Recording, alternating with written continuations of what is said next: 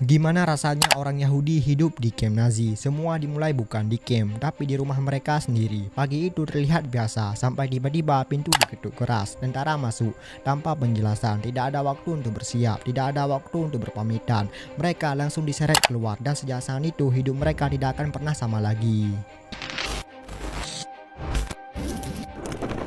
Saat mereka ditangkap, mereka digiring keluar rumah dengan pakaian seadanya. Beberapa bahkan tanpa sepatu. Tetangga hanya bisa melihat tanpa berani membantu. Ada yang masih berharap mungkin ini hanya pemindahan, mungkin nanti kita akan kembali. Tapi tidak ada yang benar-benar tahu bahwa itu adalah awal dari akhir. Anak-anak menggenggam tangan ibunya dengan erat. Orang tua berjalan pelan terdatih-datih, dan di sepanjang jalan rasa takut mulai tumbuh, bukan karena apa yang terlihat, tapi karena ketidakpastian.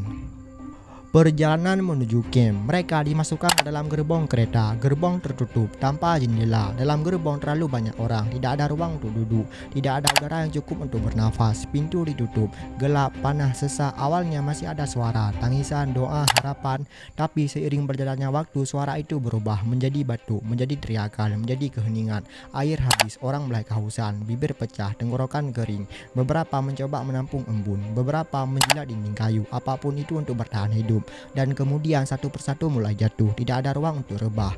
Jadi mereka tetap berdiri meskipun sudah tidak bernyawa. Mayat bercampur dengan yang hidup, dan yang masih hidup tidak punya pilihan selain tetap berdiri di samping mayat selama berhari-hari. Langkah pertama di camp, ketika pintu gerbang terbuka, cahaya masuk, tapi itu bukan rasa lega. Itu justru awal dari hal yang lebih kejam. Di tempat seperti camp Auschwitz, semuanya terjadi sangat cepat dan membingungkan. Orang-orang berteriak, tentara memberi perintah dengan keras, anjing menggonggong di sekitar mereka. Mereka dipaksa turun dari kereta, lalu disuruh berlari cepat tanpa tahu kemana harus pergi. Lalu tiba-tiba mereka dihentikan. Sebelum mereka masuk, mereka diseleksi dulu. Seorang tentara hanya menunjuk dengan tangan, ke kanan atau ke kiri. Tidak ada penjelasan, tidak ada waktu untuk berpikir. Yang tua, yang lemah, dan anak-anak biasanya dipisahkan, dan banyak dari mereka tidak pernah terlihat lagi. Sementara yang masih kuat dipaksa masuk lebih dalam ke camp. Tanpa mereka sadari, di momen itu mereka sudah kehilangan keluarga dan hidup mereka selamanya. Saat mereka dihapus, hal pertama yang mereka rasakan bukan rasa sakit fisik, tapi kehilangan identitas. Rambut dicukur, pakaian diambil, nama dihapus, diganti dengan angka. Sejak saat itu mereka bukan lagi manusia, mereka adalah nomor. Mereka tidur di papan kayu, berdesakan tanpa ruang. Bau busuk, penyakit, kutu menjadi bagian dari hidup sehari-hari. Dan setiap pagi, tidak semua orang yang tidur akan bangun lagi. Lapar yang menghancurkan, makanan mereka sedikit cairan seperti sup dan sepotong roti kecil. Ini sangat tidak cukup, tidak pernah cukup. Hari demi hari tubuh mulai berubah. Lemak hilang, otot menghilang, tulang mulai terlihat jelas, perut kosong terus-menerus. Rasa lapar tidak pernah pergi, dan di titik tertentu lapar tidak lagi terasa di perut tapi di pikiran. Orang mulai kehilangan kontrol. Ada yang mencuri dari teman sendiri, ada yang merebut remah roti, dan mereka memakan apapun yang bisa ditemukan, termasuk tikus. Bukan karena ingin, tapi karena tubuh mereka sudah tidak peduli lagi.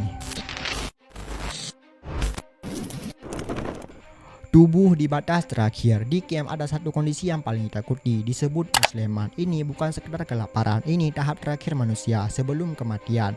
Tubuh sudah tidak punya energi, berjalan pun sulit, mata kosong, wajah tanpa ekspresi, seperti jiwa yang sudah pergi lebih dulu. Mereka tidak lagi berbicara, tidak lagi bereaksi, hanya berjalan pelan atau diam menunggu jatuh. Dan yang paling menyakitkan, tidak ada yang menolong, bukan karena tidak peduli, tapi karena semua orang tahu kalau seseorang sudah sampai tahap ini, hampir tidak mungkin kembali. Bahkan jika diberi makanan, tubuh mereka sudah terlalu rusak untuk pulih. Kematian hanya tinggal menunggu waktu.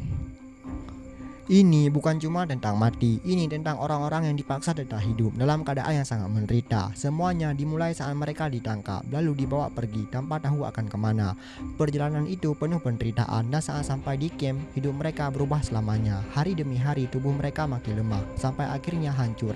Ini benar-benar terjadi, ini nyata, dan yang paling menakutkan, semua ini dilakukan oleh manusia kepada manusia lain. Terima kasih telah menonton, jangan lupa like, komen, dan subscribe. Saya Aristori Lab undurkan diri. Bye.